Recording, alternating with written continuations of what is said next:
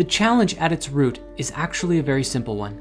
We must learn to reconcile duality against wholeness, which is performed by one's ability to reconcile paradox within. When one can reconcile paradox, they can overcome any duality which causes division and penetrate into the source field from which all things arise. It must be understood that at the fundamental levels of reality, all things exist in a dynamic, interconnected unity that breathes life into the multiplicity of creation. This unity has been called God or Spirit, an apt term considering spirit means animating principle, and therein scientifically speaks to this source as a place through which the material reality is animated, or through which life energy is breathed into that which lives. But how does a dynamic interconnected unity give rise to the multiplicity of creation that we find ourselves in today, where everything appears as separate and divisible? The answer is simple. It is through our very perception itself. Today, division reigns supreme. Families are divided amongst themselves. Countries are at war with each other, and other countries are at war with their own people. Where some oppress their people openly, others manipulate their people in secret. It is through our perception of disconnectedness which allows such distortions to permeate society. For if we truly perceived such unity, we would never seek to betray or take advantage of our brothers and sisters for our own gain, and we would certainly nurture and honor our planet and be responsible stewards of creation. Paradox is reconciled in our ability to hold multiple contradictory ideas in our minds at the same time and weigh them against the truth of our own conscience, unbiased by our own selfish desire to be right. When each of us do this, we realize that opposing ideas are often two ends of a polarizing spectrum and are not as far from each other as we think.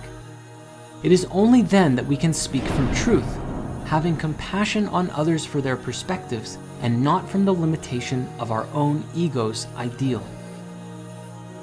And so, the goal must ultimately be to create a bridge between the awareness of the fundamental dynamic unity and the division that humanity finds itself in today. If we are to collectively find a place of peace among all people, we must be willing to ask and explore the meaning of truth with a capital T.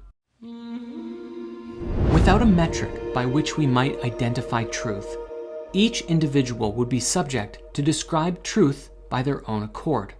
But one subjective truth is another's lie. While some are willing to have respectful debates to the nature of what is authentically real, many are more inclined to bury themselves in their personal belief, creating an echo chamber of perspective rather than exploring ideas other than their own. Truth with a capital T must be understood as a concept, not a thing.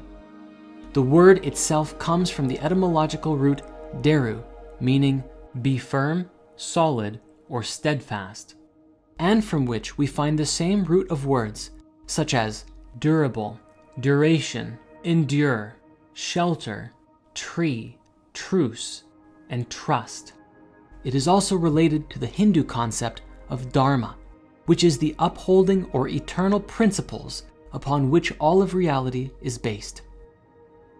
It can be said that truth with a capital T is a word which indicates that which is eternal, while all of the material and corporeal reality is finite and subject to change. In this way, truth may be likened in principle to the center of a wheel that is spinning, while the outside of the wheel represents corporeal reality or subjective truths, which are constantly rotating through their cycles. The center of the wheel does not move at all, but exists free of all motion, yet is the place from which the rotation of the wheel arises. In the same way, the eternal spirit underlying creation is unmoving, infinite, and the wheel arises. In the same way, it can be said that truth with a capital T is a word which indicates that which is eternal, while all of the material and corporeal reality is finite and subject to change. In this way, truth may be likened in principle to the center of a wheel that is spinning, while the outside of the wheel represents corporeal reality or subjective truths, which are constantly rotating through their cycles. The center of the wheel does not move at all, but exists free of all motion, yet is the place from which the rotation of the wheel arises. In the same way, the eternal spirit underlying creation is unmoving, infinite, and eternal, and from it arises all of the changing material reality. In life, each person has their own subjective truth, their own perspective. A perspective is the filter through which each individual views reality and is afforded through the unique interplay of life experiences and interpretations. The attitudes and habits we form ultimately create the filter through which we view reality. What one considers true might not be true for someone else who sees life through a different lens. Where one prefers the left, another may prefer the right. Such perspectives are not absolute truths, but subjective to the individual who believes them. As humanity probes even deeper into the nature of reality, we are brought closer to capital T truth. For instance, the truth about the nature of electromagnetism was not discovered until the 1800s, but the laws of electromagnetism have certainly existed since the dawn of time, irrespective of our awareness of them. Yet, once this essential truth was grasped, it changed our experience of reality fundamentally and afforded new experiences of life. Without knowledge of electromagnetism, we wouldn't have computers, TVs, radios, and so on. Though certainly, when the idea was first proposed, it was laughed at by those who couldn't fathom the concept of an invisible field permeating reality.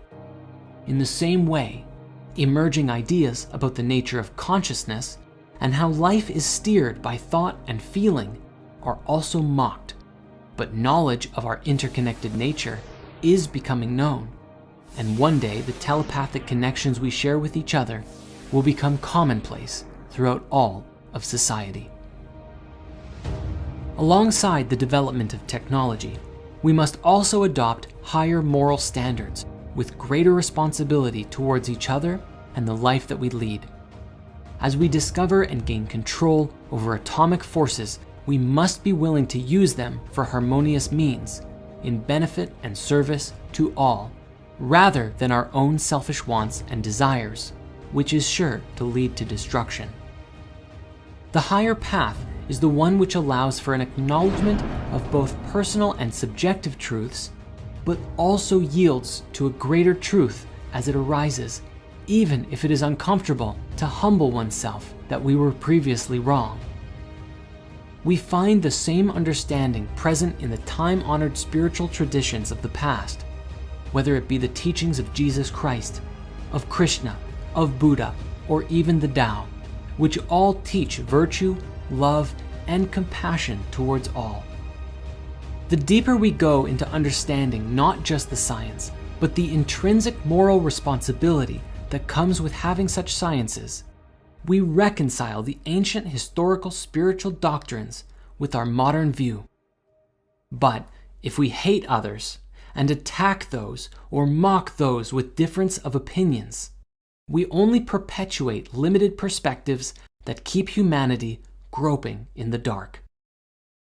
If we choose instead to be guided well by good leadership and inform ourselves by appropriate social spiritual standards, humanity will learn to deal fairly with one another, without the violence or hate in their hearts, and life on earth will become a fun reality for all, with less suffering and better systems for living together in peace.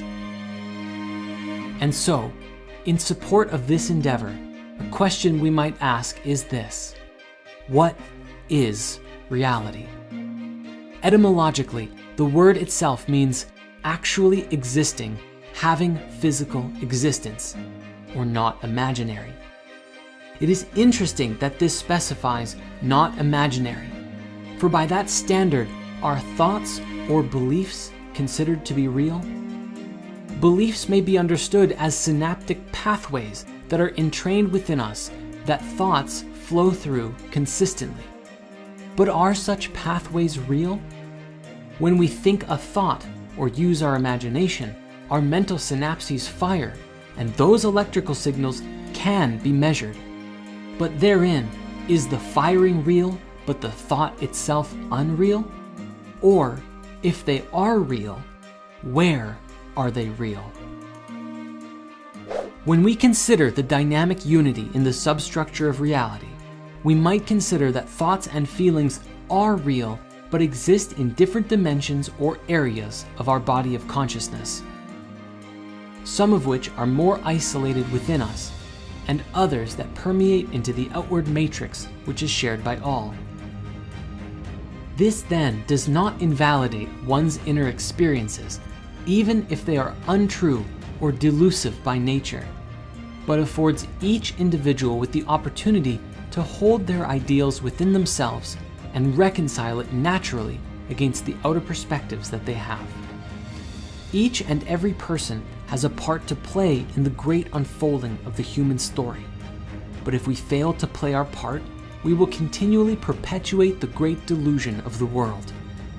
But if we free ourselves of our personal delusions, we help the whole world to wake up all the more and realize just how amazing life really is.